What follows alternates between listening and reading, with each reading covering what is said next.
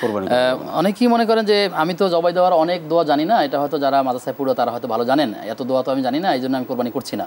আসলে কোরবানি করার জন্য মূলত কোন বাক্যগুলো বলা খুবই জরুরি, না বললে? বিসমিল্লাহ আল্লাহু আকবার, এটাই হচ্ছে এটাই হচ্ছে একমাত্র দোয়া, বিসমিল্লাহ আল্লাহু আকবার।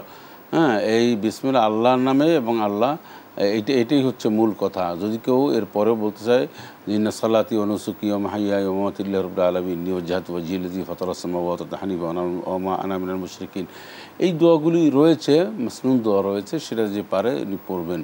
না পারলে বিসমিল্লাহ আল্লাহু আকবার বলবেন, আল্লাহর নামে জবাই করবেন, বাস খালাস।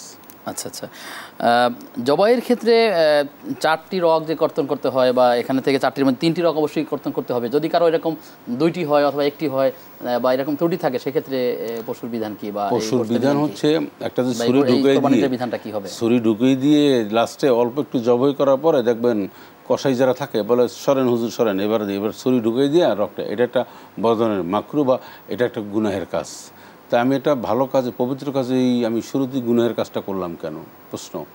সেকেন্ড প্রশ্ন হচ্ছে যে অনেক সময় অনেক আপনার কী বলে কসাইরা অমুসলিমও থাকে, নামাজ কালাম পড়ে না, মুসলিম যারা হয় তারা নামাজ কালাম না, মানে তারা কিন্তু বাকি কোরবানিটা সে করে দিচ্ছে। তো এখন এইটা যেন একটা কিছুর উদ্বোধন করতেছেন একজনে, একটু কোনোরকম ধরে বাকিটা অন্য অন্য লোকেরা সেরে দিচ্ছেন, তা হবে না।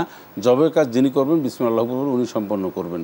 রগগুলি পুরোপুরি কাটার চেষ্টা করবেন, আর চাকু ঢুকিয়ে দেবেন না। 4টা রগই কাটার চেষ্টা করবেন, যদি কোনো কারণে না পারেন 3টা তো অবশ্যই লাগবে। 3টে তো অবশ্যই কাটবে, আর তা না হলে পশুকে কষ্ট দেওয়া হয়। এভাবে পশুকে কষ্ট দেওয়ার মধ্যে কোনো সার্থকতা নেই, বরং গুনাহ। আর বিসমিল্লাহ আল্লাহু আকবার এটা কি যিনি জবাই করবেন তিনি বলবেন, নাকি যারা এই পশুর কাজে সবাই আর সবাইকে বলতে হবে? না, এই সবাইয়ের কাজে মানে যে যিনি জবাই দেবেন উনি তো উনি তো বলবেনই। আমাদের দেশে একটা সুবিধা আছে, যিনি জবাই করেন বিসমিল্লাহ সবাই বলে, অতএব এটা সবাই বলাটাই ভালো। এটা ভালো, সবাই এটার সাথে বিসমিল্লাহু আকবার, এটা মেসেজ পেয়ে গেল যে আসলে জবাইয়ের সময় তাকবীরুল্লাহ আলা মা হাদাকুম, আল্লাহ তাকবীর বর্ণনা করা, এটা আল্লাহ পাক নিজেই বলেন, স্লোগান আল্লাহু আকবার, এটাই।